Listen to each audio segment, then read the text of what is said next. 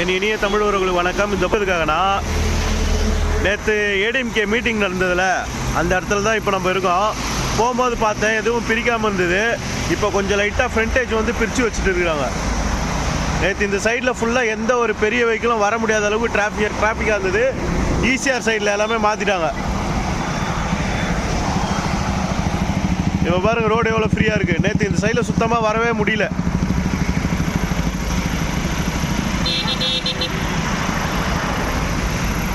அது வரைக்கும் பாருங்க என்ட்ரன்ஸு.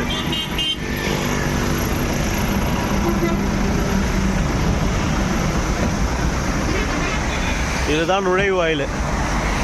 ஃபுல்லாக வாழை மரம் ஃபுல்லாக உள்ள நிறைய டெக்கரேஷன் பண்ணியிருக்காங்க. பரவாயில்ல. இந்த இடம் எதுனா போன தடவை விக்ரமராஜா வணிகர் சங்கம் மாநாடு நடந்ததில் அந்த இடம் தான் இது.